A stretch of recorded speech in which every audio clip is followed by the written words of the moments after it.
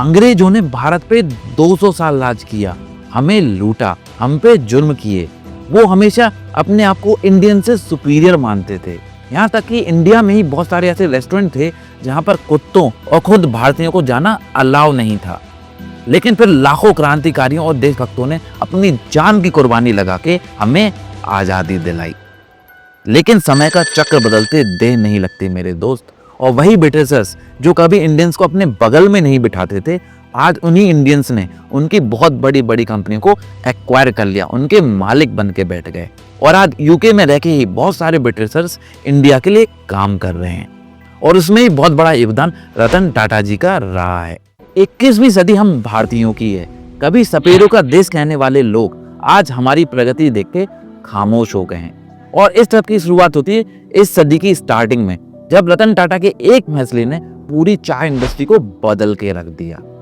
2000 में यूके की T company, जो यूके और कनाडा की सबसे बड़ी चाय कंपनी है, यहाँ तक कि अमेरिका की भी दूसरी सबसे बड़ी चाय कंपनी है टेटली, उसको एक्वायर कर लिया। ये एक्विजिशन टाटा कंज्यूमर प्रोडक्ट के अंदर हुआ।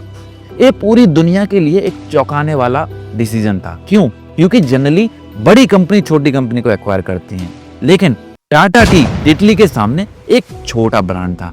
फिर भी रतन टाटा ने टेटली को एक्वायर कर लिया। और वो यहीं नहीं रुके, उन्होंने ब्रिटिश की सबसे बड़ी स्टील कंपनी में से एक कोरस ग्रुप को भी एक्वायर किया। ये एक्विजिशन टाटा स्टील के अंडर में हुआ और बाद में इसको टाटा स्टील यूरोप के नाम से चलाया गया। और रतन टाटा जी यहीं नहीं रुके, उन्होंने ब्रिटिश की luxury car automobile company Jaguar को एक्वायर कर लिया। और जैसा कि इस सीरीज की तीसरी वीडियो में हमने बताया कि उन्होंने फोर्ड की लैंड रोवर को भी खरीदा था, तो दोनों कंपनियों को मिला के उन्होंने जैगुआर लैंड रोवर नाम से एक नई कंपनी स्टार्ट कर दी। और इस एक्विजिशन के बाद तो एक बहुत ही अच्छी चीज हुई। इस एक्विजिशन के बाद जैसे होल्ड लग गई इंडियन ऑटोमोबाइल कंपनीज की ब्रिटिश ऑटोमोबाइल कंपनीज खरीदने की।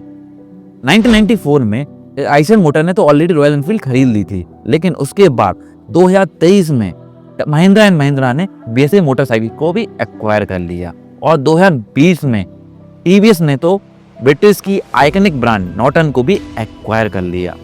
और ऑटोमोबाइल ही क्यों, इंडियंस ने तो दूसरे सेक्टर में भी बहुत सारी ब्रिटिश कंपनी को एक्वायर किया है। रिलायंस ने तो 259 year old British toy company को ही एक्वायर कर लिया। ये ब्रांड काफी फेमस है, इसका नाम है हेमलेस। इसके बाद विप्रो ने भी 2020 में UK management services consulting company Capco को भी एक्वायर कर लिया।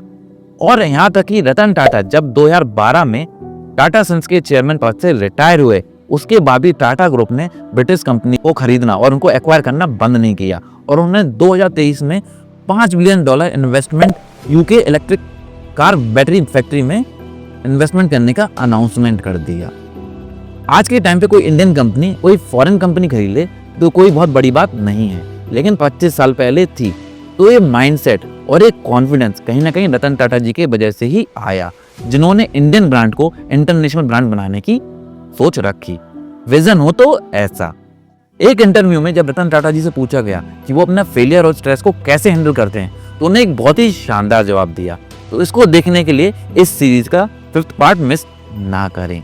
और लक टचिए की कहानी भी होगी। तो इस वीडियो को भर भर के शेयर और लाइक करते रहें। धन्यवाद।